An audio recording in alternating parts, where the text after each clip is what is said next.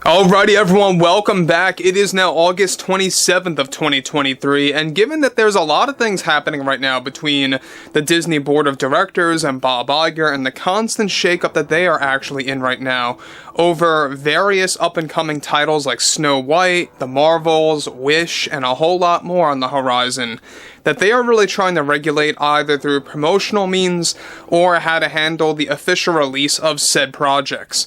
This is Mike Zero. Subscribe if you are new and like this video to see future updates. I'm also on Twitter at Mike01. I thank you also very much for the great and kind support.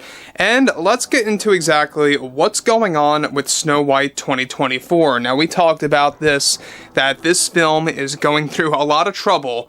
And not just because of the leaked photographs that surfaced weeks ago of the 7 dwarfs or about what Rachel Zegler had said, but it's also about Disney trying to regulate the damage control and trying to tame the backlash as a result of that behind closed doors. And a lot of this, structure of the film is not performing well through test screenings, and it's getting very poor and negative feedback and reception from screeners, and it's not really doing well at all in the least. Now, we know that Snow White is always called a live-action remake, and I never like to call it that, really. I like to call it nothing more than a reimagining using the Snow White title improperly. In fact, I don't believe that it should even have the title Snow White in this movie because, well, it has nothing connected to the original source material. They might as well just call this movie Snow, to be honest. But moving forward, what's interesting about all of this is everything connected to the opening sequence of Snow White. Now, with Snow White 24 going through much damage control by Disney, one major development, of course, has to do with the opening scene of Snow White that is part of the final cut as we speak. Now, Disney reportedly shot a handful of opening scenes, however, the one that Marc Webb, the director, chose was to signal to the audience that Snow White is a powerful fighter and a leader. The sequence for the upcoming reimagining consists of a shot that is within a castle. Snow White's father and herself are having an emotional conversation with each other.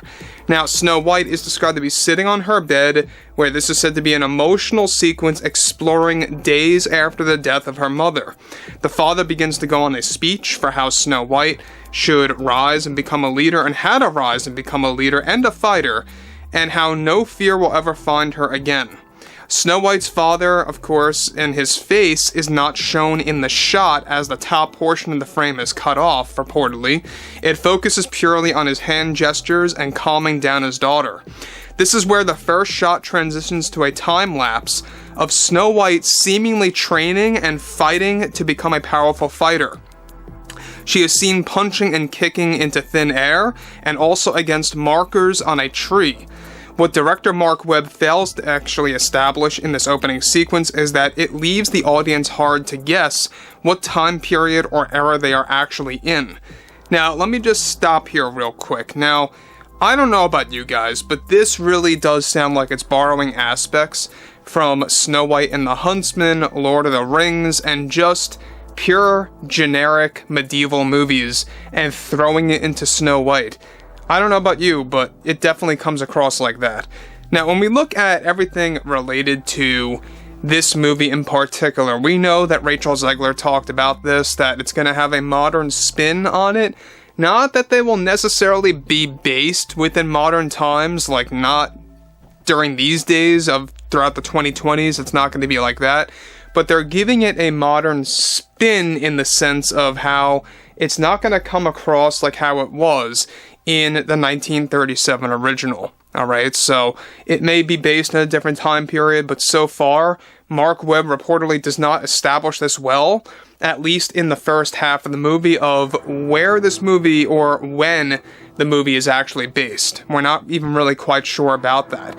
Let alone, we don't even know, like I said before, where it's actually based for this movie so far. And that may very well have completely shifted from the original 37 film.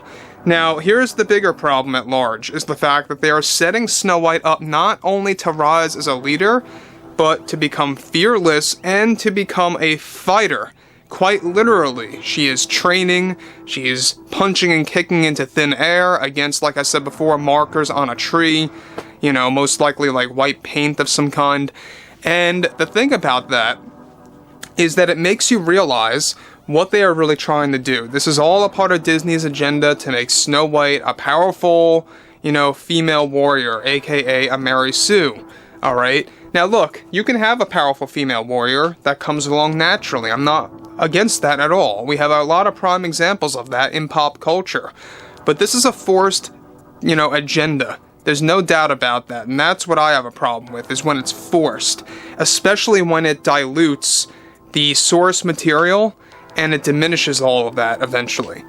So moving onwards, alright, let's get to the next piece, is that it reportedly does not execute exactly when and where they are in the first opening scene at all, and until the later portion of the first act of the film, which is said to be a modern spin on medieval times, whatever in the world that means. When Snow White is using training, of course, with punches and kicks, she can be heard grunting as she uses her moves over the music that's playing reportedly. The wrap-up of the opening scene then showcases Snow White coming back from her training and writing down a log of her sessions in some kind of diary. Now, the book, however, does appear to be based from medieval times, reportedly. This is when she walks downstairs and meets the evil queen, portrayed by Gal Gadot, and into her home to meet her father. This is the setup of the evil queen taking over Snow White's life. Now, this somewhat mirrors past iterations of Snow White. You know, it's obvious that they're setting up the evil queen as the stepmother, from what it sounds like at least so far. That's what it comes across like. It could very well have nothing to do with that. Maybe the evil queen is just a dear friend of Snow White's father. Who knows what Disney's going to do at this point. We'll talk about that more as we gather more on that in the weeks to come. But what's interesting about this is that they are no doubt trying to force this agenda of transforming the Snow White character into something that she never was. Not in the 37 original, not in the actual fairy tales, and let alone not in any kind of merchandising before in the past by Disney. You know, I think that at the end of the day, what it comes to, like I said before, is that Disney is taking advantage of this whole new era. And Bob Iger, by the way, admitted to all of this just like 5 days ago, that this new era of the live-action remakes, it's all about creating a new iteration of those said stories and those said characters, and kind of just doing something new, because Disney feels that if they just do a live-action remake beat for beat, that it's going to bore a lot of people, it's going to drive fans away, and they already know the plot. That makes no sense at all. I never understood that logic, because there are prime examples of franchises that follow source material from books or comics, right? Where all the fans of those know exactly what's going to transpire. But like I say, I mean, this Snow White 2024 film is just a recipe for disaster for Disney.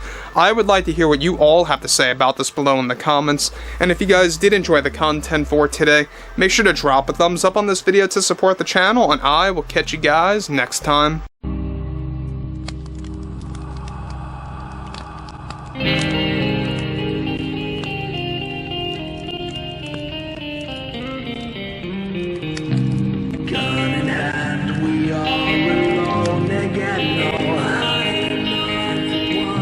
From night to moon we hear them moans again.